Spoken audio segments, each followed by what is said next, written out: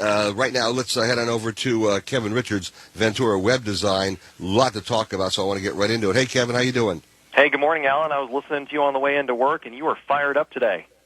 Oh, about the illegal alien deal? That was it, yes. Yeah, I just am not happy camper about that at all.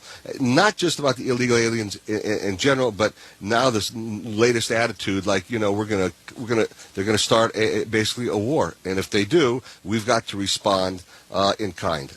We've got no choice. But anyway, I digress. I want to get into this whole stuff. There's a lot to talk about because I know Windows 8.1 was just released, and it must be some kind of an update to the Windows 8, which everybody hated. Tell me about some of the features on it. So yes, Windows 8.1 is the response to consumers crying and screaming that they did not like Windows 8. It was too different from the experience that they were used to. One of the biggest complaints was that the new operating system doesn't have a start button like the systems in the past. It also doesn't load up to the desktop like they were used to in the past. So that was kind of the complaints, and 8.1 was just released, so you can fix those problems now if you want to. When you say it doesn't boot up to the desktop, what does that mean?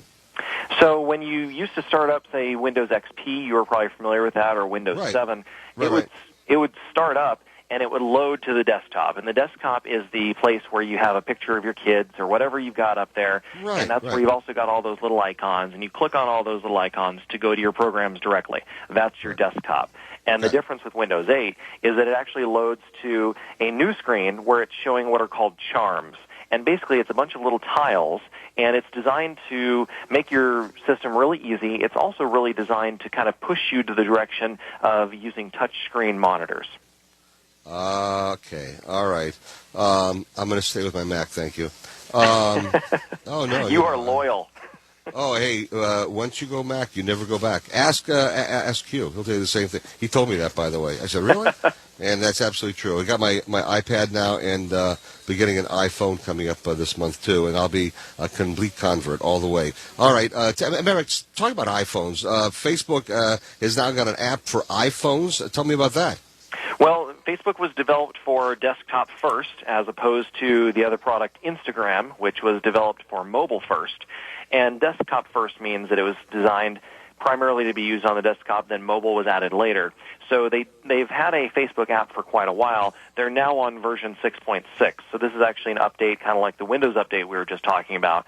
And some of the new features are you can edit your posts and comments. You can add a photo when you comment.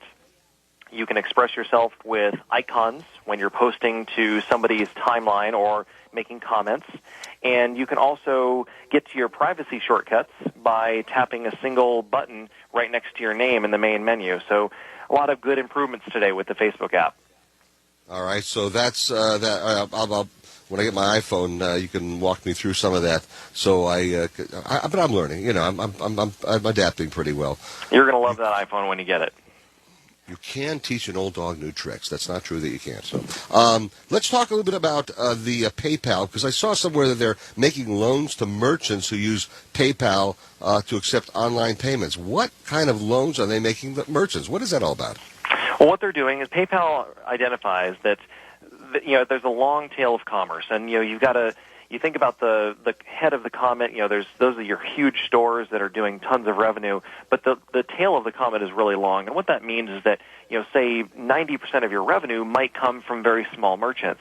And I think what they're trying to do is encourage those small merchants, give them the ability to load up on either inventory or improve their websites or improve their marketing right before the holidays, so that in turn PayPal can make more money off of the transactions that are running through their stores. Wow. All right, so you get the money, and you have to pay it back, of course. I mean, it's a loan. You do, and PayPal is, they feel very confident that you're going to pay it back because you're using them as a payment processor. American Express is actually doing the same thing, where they'll offer you a loan, and then they'll take the repayment out of what they would otherwise be giving to you as a disbursement for what people are spending on your websites.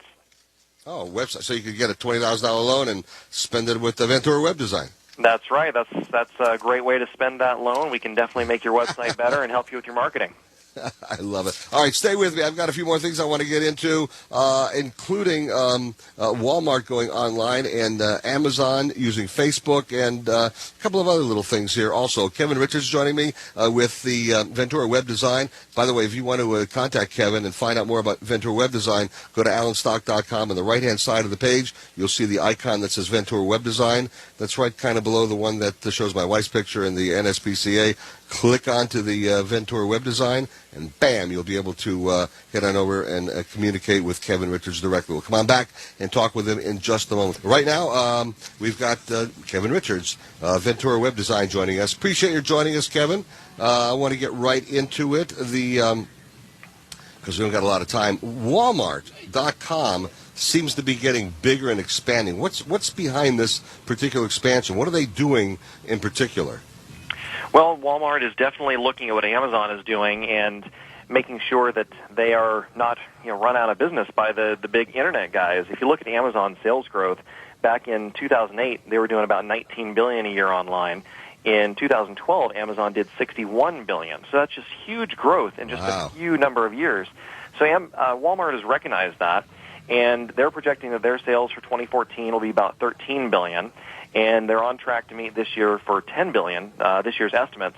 So that's an increase of 30% over last year.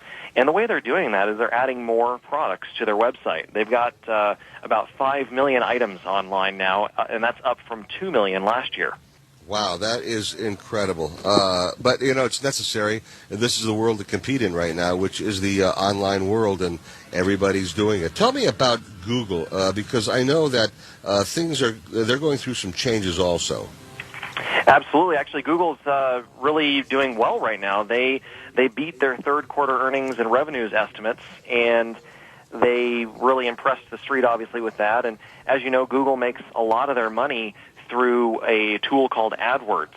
And AdWords is a tool that businesses, big and small, can use to advertise specifically on keywords. So if you want to be found online and you want to jump right to the top, you pay Google for that service using their AdWords tool. Okay, I'm not familiar with AdWords. So AdWords is the tool to be able to get the account going, or what?